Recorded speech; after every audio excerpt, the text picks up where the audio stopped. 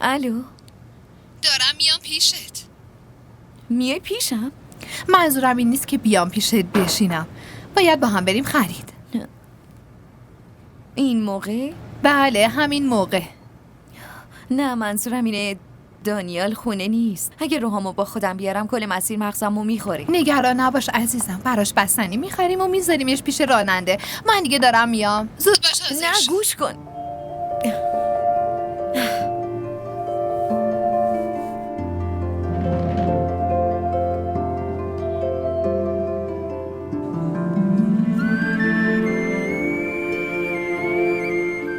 این همونیه که دیده بودم دیگه ها؟ این همونه آقا، خودتون دوباره چک کنید. آره همونه. میشه بسته بندیش کنی؟ باشه حتما. اینو ببر.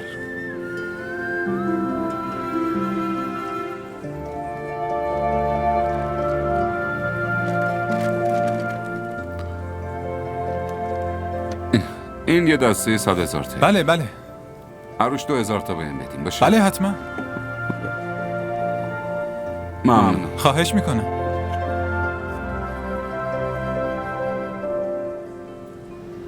باید حسابی مؤدب باشی. سلام زنده داشت. سلام. چطوری روحام؟ برو. فهمیدی که چی میگم پسرم؟ خداحافظ روحام. خدافظی کن.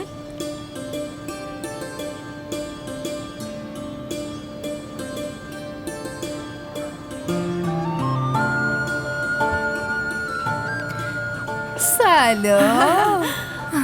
چطوری؟ سلام. سلام، تو چطوری؟ خوبم ممنون. بریم.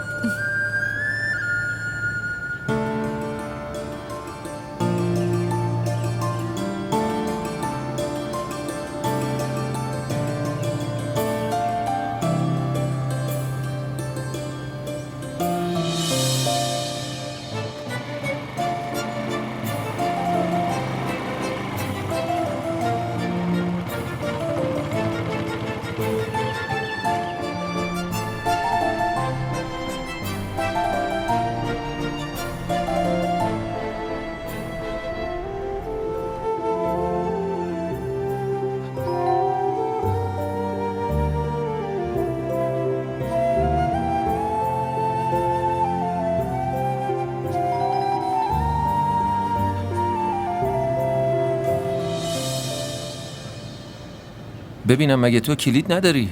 آقا مانتی کلید دارم، ولی شما چطوری؟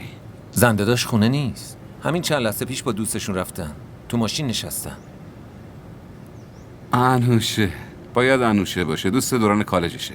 احتمالاً چون من دیر کردم اونم دیگه رفته.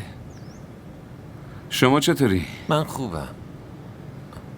پیداش کردم. نمیخوای ماشین رو بخری؟ کدوم؟ مال شما رو؟ آره. نه اون قدیمیه، یه دونه جدید میخرم. 0 کیلومتر. آخه وقتی یکی دیگه از چیزی استفاده کرده باشه من خوشم نمیاد. با اجازه.